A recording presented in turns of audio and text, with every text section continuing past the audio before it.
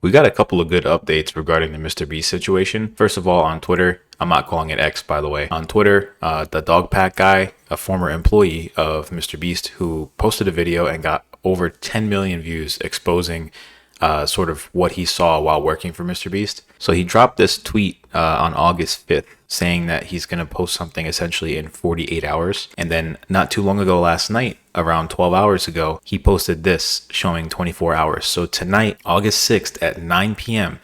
is when he's going to drop something. And I think a lot of people are waiting for this, including myself. So I will keep you guys updated on this. I'd imagine MrBeast's PR team right now is absolutely losing their mind waiting for tonight so they can send another cease and desist and try to cover up this video. But in the meantime, here's some other news regarding MrBeast. The story that actually happened with MrBeast games, where people were kind of talking about their experience and how poorly they were treated in those game series. It got so bad that the New York Times actually picked this up. So they come out here with an article called "Willing to Die for MrBeast and $5 million." So this whole article is pretty much describing the contestants' experience during the MrBeast games and how poorly they were treated. It says, speaking with the New York Times on the condition of anonymity due to non-disclosure agreements, over a dozen people who participated in the first installment of Beast games said that they had not received adequate food or medical care and that some competitors had suffered injuries from physical challenges. Some contestants left the competition arena on stretchers, a contestant said, though it was unclear if any of those contestants had faced serious medical conditions.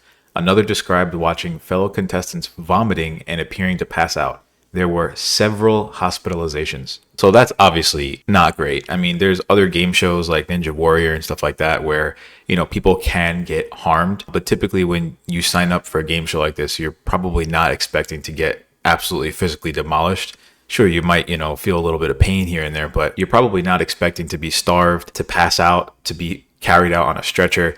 Those are never a good look for any game show. We signed up for the show, but we didn't sign up for not being fed or watered or treated like human beings. It says here, before they arrived at the stadium on July 18th, the contestants had to turn in their phones, belongings, including medications. The group ranged in age from members of Gen Z to a competitor who said he was 82. So, I mean, that right there is probably going to pose some issues. I mean, you can't have a guy that's like 18, 19 playing around physically with like a 70-year-old male or female. It's just not fair. Physical advantage is a real thing. That's why in boxing you have weight classes. In boxing, you're really not going to fight somebody if you're like in your 20s. You're not going to fight someone who's like in their 50s, unless you're Jake Paul, of course. Like many of the people who appear in MrBeast's YouTube videos, some of the contestants said that they needed the cash to pay for things like student loans and medical debt. After learning they would be competing against twice as many people, some said they felt they had been misled about their odds of winning. If you're fighting a challenge to win and your prize is $5 million and that's life-changing money.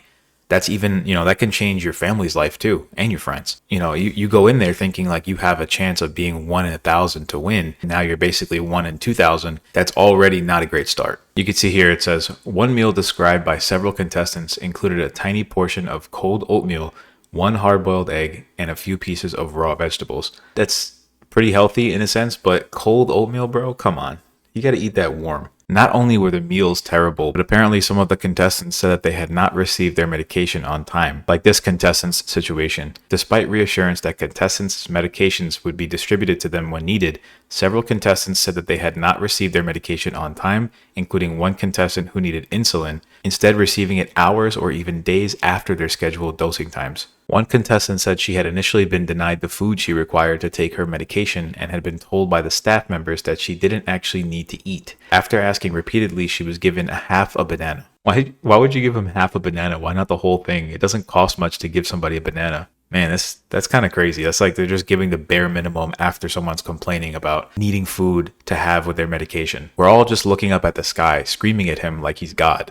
Guards dressed entirely in black, complete with face coverings, flanked the field. I think that was probably to simulate the Squid Games vibe, since they had characters dressed like that. This seems like one of those crazy movies where the rich are up on their balconies and they have poor people that are in the bottom in the arena, just fighting to the death for the rich people's entertainment. Contestants were instructed to supply the production staff with a Ziploc bag containing 5 days worth of undergarments, which would be distributed to contestants once the games were underway. but several contestants said they had waited hours or even days to receive their clean underwear. Bro, you got these guys running in dirty, streaky underwear? Come on, man. That's nasty. You know that feeling like when you haven't showered in more than a day and maybe it's hot out and you're like sweaty and stuff like that? That's just imagine that, but like 3-4 days later. That sucks. We actually have a little bit of info on the challenges as well. It says right here, the first challenge that involved 5 teams of 400 people, which right there tells you that if there's 5 teams of 400 people, then there's 2,000 people. It involved 5 teams of 400 people pulling ropes attached to 10,000-pound weights as fast as possible. The issues began, participants said, when they were broken into these 5 teams. A scramble for team pennies quickly became chaotic and frightening, several said, describing a crush of people pushing and shoving other contestants while the production staff was unable to calm the crowd. One contestant described hyperventilating amid the scene. Another said she had been almost horizontal and had feared being trampled. Some male contestants refused to pass out pennies to female contestants, with the result that one of the teams was predominantly women. Several people interviewed for this article felt that they had not had a fair chance at winning the prize money given the way the teams were formed. So not only do you have people that are on the younger side playing around with people that are 20, 30, 40 years older than them, but they have the female versus male advantage as well. You have an unfair advantage there. You know what I mean? You have to keep the playing field fair. One contestant said she had left the stadium bruised and bleeding after being injured and eliminated in the first challenge, probably because it was unfair. But she said she was handed $1,000 in a stack of dollar bills as a consolation prize, but said she had to hand the money back to the producer after the cameras were off. Competitors were told that they would receive their real payments later, but as of publication time, she has not yet been paid. That's such a slimy thing. If you have the money right there, and obviously $1,000 is not much money when it comes to the revenue that MrBeast brings in throughout all the channels, especially if you're partnering with Amazon for this game show. I mean, there's plenty of money to be given to these contestants that deserve it, because apparently it seems like they're putting their lives on the line. And lastly, it says they had signed a contract that they said that they were willing to die for this. Now, that's pretty standard with anything. Like if you go skydiving or anything extreme like that, I'm sure there's a waiver in there that says something about if there's a cause of death or something that they're not liable. That's typical just for a liability reason, and most people do just kind of overlook that. But I don't think that most of these people were actually thinking that they were going to be putting their lives on the line for this challenge. I'm sure they thought it was going to be another innocent game show that they'd be watching, like the ones that they watch at home. And it turns out that this was probably a lot worse. All of these are allegations, of course, and I wasn't there to see what happened, so I can't say anything firsthand. I'm just going to point out once again, these are all allegations. You know, take it with a grain of salt, but there seems to be a lot of stories that are cooperating with each other. That's all I'm going to say. Now, MrBeast just dropped a new video, and this is right after all of this recent Chris Tyson drama, as well as the MrBeast Games drama. I'd imagine the performance on this video is doing pretty poor. At the time of recording this video, which is August 7th, there is 4.1 million likes on this video, and there is 2 million dislikes on this video. So it's got almost a 50% dislike ratio, which is insane. And he's still at 308 million subscribers. So I think the problem with MrBeast is that he's just so big that things like this can happen with Beast Games, Chris Tyson, etc. And all this drama can come out, but he's just too big for that to affect him. But I'm curious to see what happens tonight with that news drop with Dogpack, because that might affect how the future goes for MrBeast's channel. Now, there's this guy named Chucky on Twitter, and apparently he runs MrBeast Ideas and Thumbnails team. So of course he's going to be trying to defend MrBeast here. He posts a video of him like showing the likes versus dislikes ratio in the YouTube Studio app. Now that's pretty solid, and it's a video and you can see him refreshing it. So I'm sure it's not faked, but I also think it's really weird because it could just be that YouTube is not updating the dislikes properly. I mean, MrBeast is YouTube's star player right now, so I wouldn't be surprised. But these are all just allegations.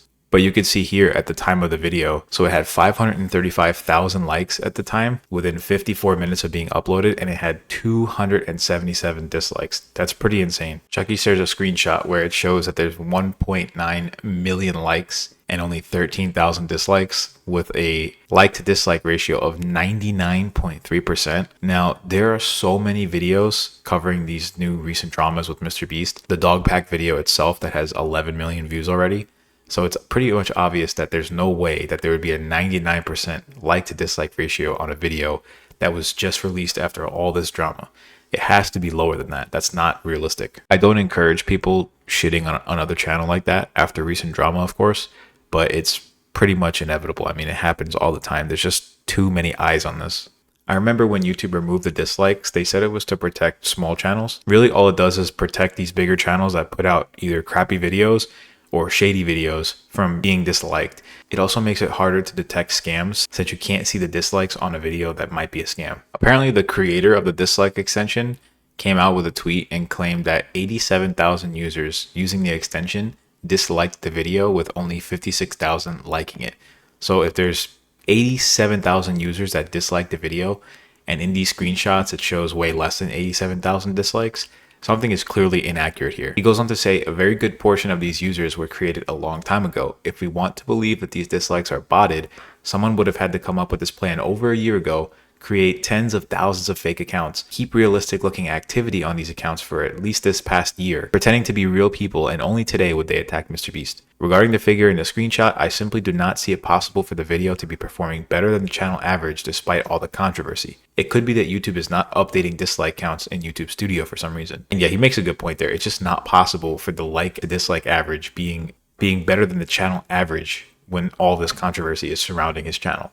It's just not possible. And you can see they're trying to sweep everything under the rug because there's plenty of people sharing videos of them trying to read comments that are something negative regarding the situation. And they immediately, upon trying to reply or trying to click on it to see the replies, the comments deleted. He shows you right here, MrBeast just uploaded a new video on his YouTube channel.